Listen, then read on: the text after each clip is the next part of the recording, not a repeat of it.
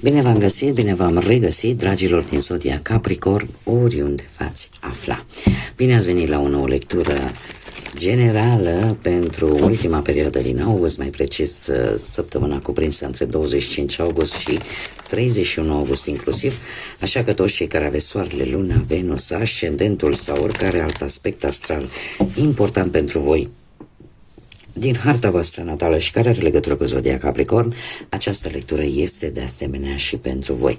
Ca de fiecare dată, vă rog să luați în calcul faptul că este totuși o lectură generală, așa că vă rog să luați decât acele mesaje care rezonează cu voi, restul lăsați-le să zboare în univers, pentru că sigur sunt pentru alte energii care într-o mai mică sau mai mare măsură au legătură cu Zodia Capricorn.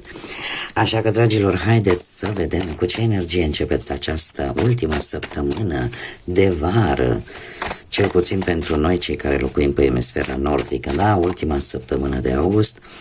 Haideți să vedem ultima săptămână de vacanță, de ce nu?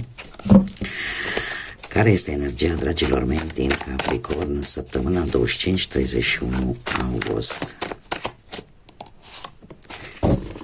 Să vedem. O energie a veștilor, a exprimării, o energie karmică, o energie care are legătură cu, poate, cu Zodia Săgetătorului, mai ales cei care aveți, poate, ascendentul în Săgetător. Avem numărul 8, un număr al reușitei, un număr al puterii, al abundenței, al autorității, dar și al ambiției.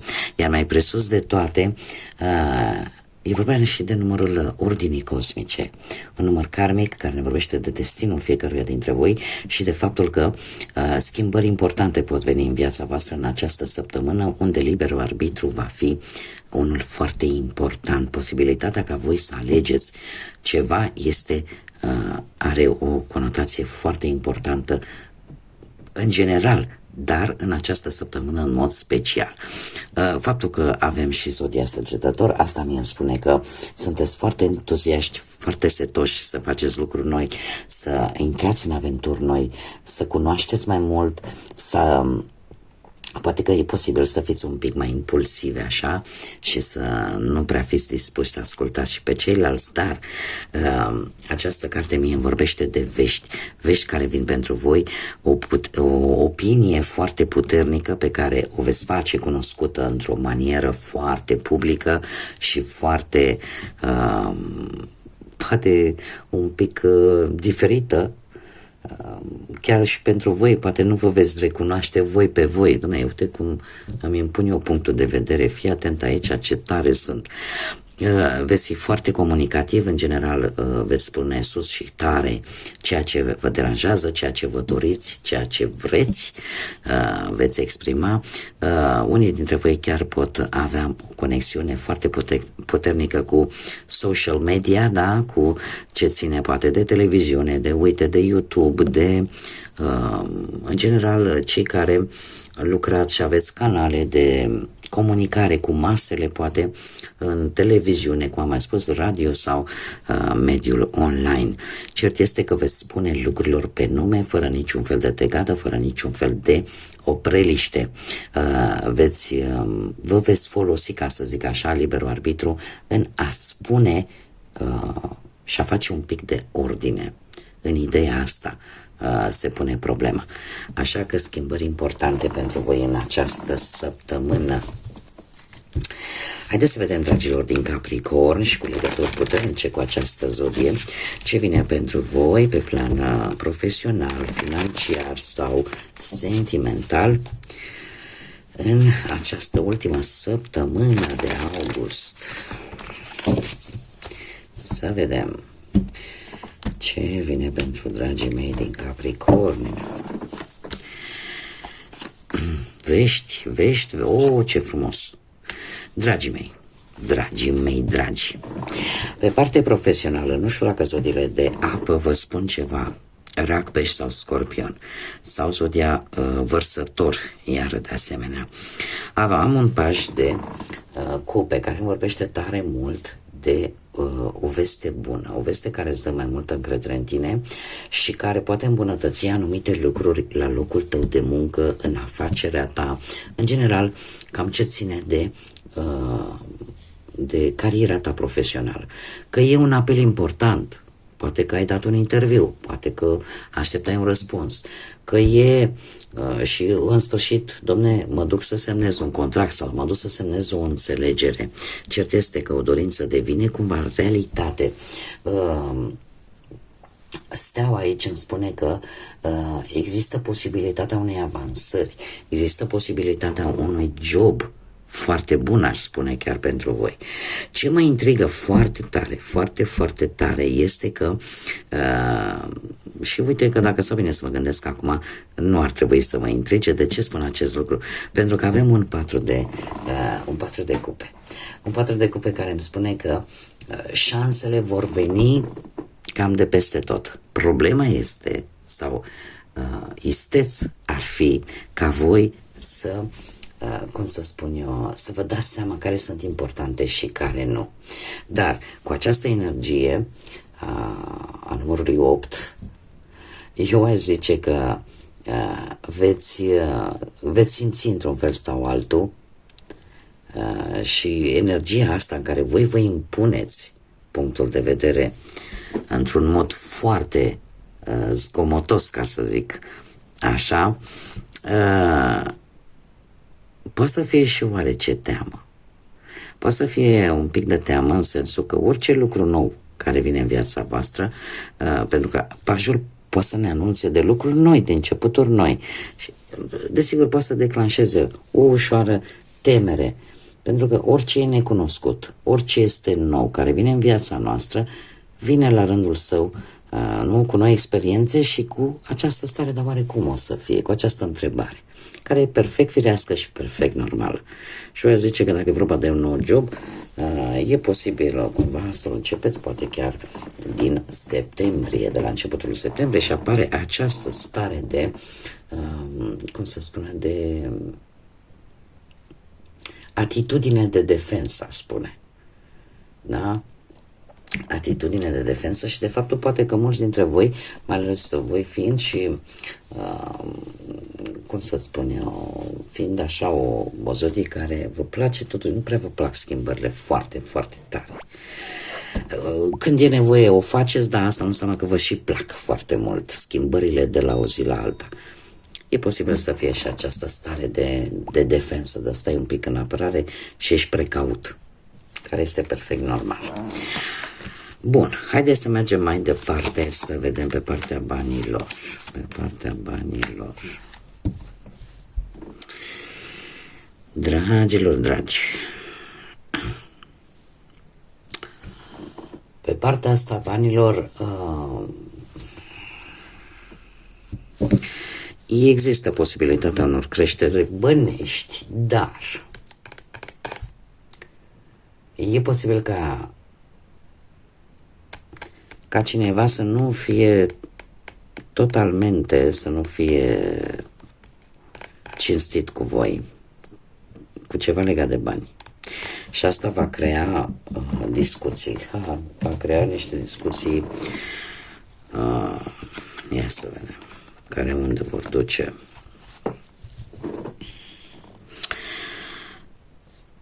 Am așa, nu știu dacă zodiile de foc vă spun ceva, berbec, leu, săgetător.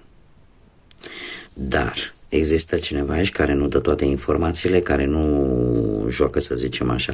Adică ori are niște rezerve, ori pur și simplu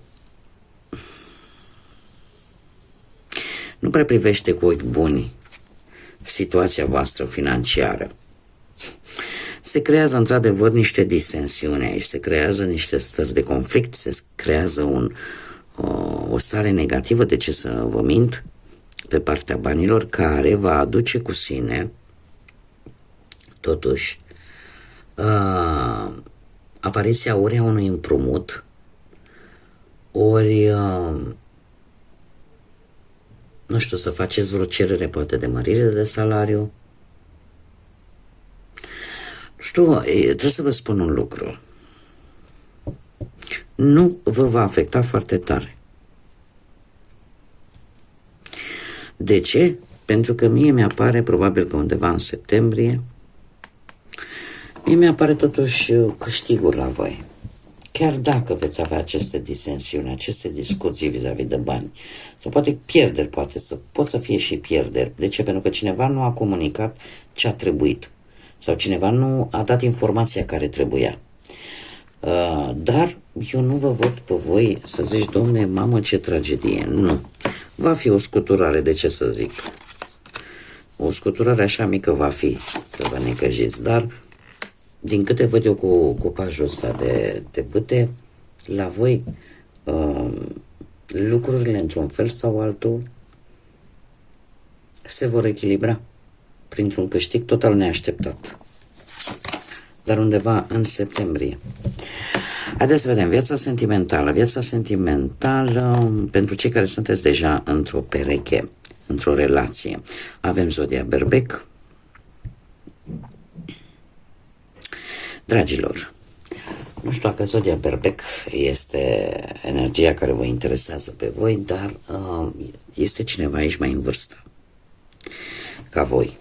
Sau cel puțin are o atitudine de maturitate. Maturitate în adevăratul sens al cuvântului. De ce spun acest lucru? Pentru că împăratul, pe partea asta a vieții sentimentale, îmi vorbește, în afară de faptul că îmi spune că este cineva totuși cu niște ani, probabil mai mare decât voi, dar îmi vorbește de un interes foarte puternic, atât pe partea intimă, cât și pe partea materială. Că acum eu nu pot să vă spun ce nu văd, mai ales că mi-apar numai monezi aici. Săptămâna următoare, săptămâna asta, ultima săptămână din august, vine cu acest 6 de monede și un 7 de monede. 6 de monede este cartea care în mod normal aduce foarte mult echilibru.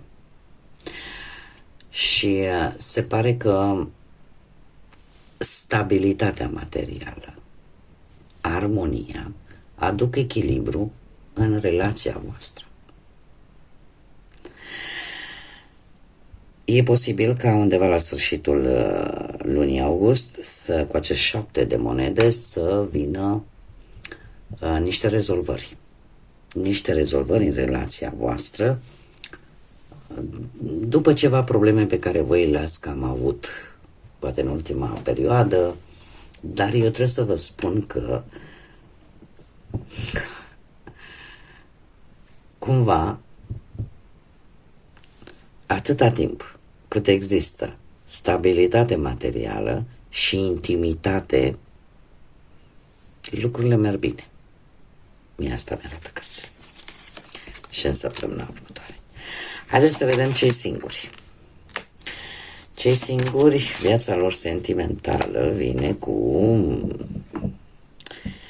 o zodia Balanță, zodii de pământ, la fel ca și voi, Taur, Fecioară, Capricorn și zodia Balanță. Dragilor, se pare că voi încet, încet ieșiți din această stare de agitație, din această stare de nesomn, din această stare de anxietate, din toate aceste preocupări pe care poate le-ați avut în ultima perioadă, da? Nu știu dacă veți cunoaște poate pe cineva care lucrează în domeniul justiției sau în vreo instituție de stat, da? Și care voi se pare că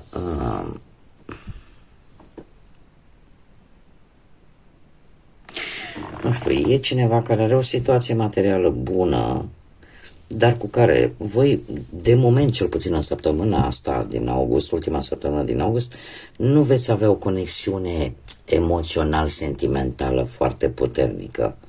Da? De ce? Pentru că nu există o implicare emoțională. Poate să fie cineva de la locul de muncă sau să fie cineva care, într-un fel sau altul, să aibă legătură cu ceea ce faci tu în acest moment. Dar voi, ca să ieșiți din starea asta, se pare că veți ieși. V-ați cam săturat așa să mergeți în locuri în care fiecare e în pereche, fiecare are cât un copil, poate și voi sunteți toți singurei. Da, sunteți, ca să zic așa, ultimul din coadă. Și unii dintre voi chiar vă doriți, poate, ca lucrurile să devină un pic mai juste, un pic mai drepte și pentru voi. Justiția îmi spune că, cum am mai spus, poți cunoaște pe cineva care să aibă legătură cu justiția, cu tot ce ține de acest domeniu, sau să lucreze într-o instituție a statului, dar care pe voi, într-un fel sau altul, vă face să acționați. Să poată să înceapă o relație așa, să fie începutul unei relații, dar nu înainte, mare atenție, de a vă informa. O să vă informați, o să cereți tot felul de informații, o să vreți să știți cât mai multe lucruri probabil de acest personaj. Haideți să vedem un mesaj important pentru voi, dragilor din Capricorn, în această ultimă săptămână din august. Care este mesajul pentru dragii mei din Capricorn sau cu legături importante cu această zodie? Haideți să vedem. Treci prin.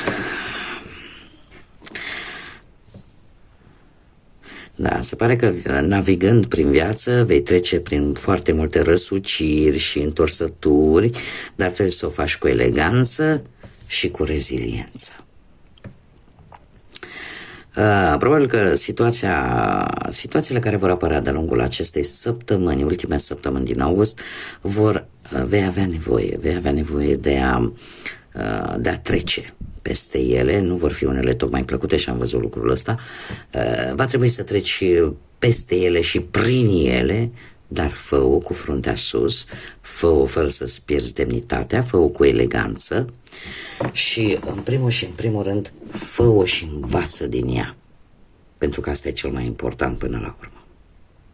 Dar mie cărțile, în mod special, îmi scot în evidență aceea de a o face elegant, aceea de fapt, de a-ți arăta adevărata putere, de a trece peste tot și peste toate într-o manieră demnă și într-o manieră în care tu să fii sigur că vei învăța ceva din toate aceste întorsături și din toate aceste încurcături care ți le-ar putea aduce viața.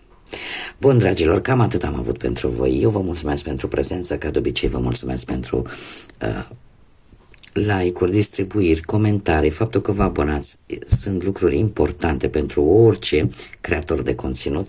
Toate aceste lucruri ne ajută atât pe mine cât și pe mulți alți creatori ca aceste clipuri să ajungă și la alte persoane și în afară de acest lucru e un stimulant important pentru ca noi să producem conținut. Așa că eu vă mulțumesc și vă sugerez ca în continuare să fiți alături de mine și de aceste publicații pe care eu le fac pentru voi. De asemenea, invit pe toți cei care încă nu v-ați abonat, este gratuit. Dacă doriți să mai revedeți lecturi de acest gen sub această formă făcute, eu vă aștept cu mare drag și cu mare interes.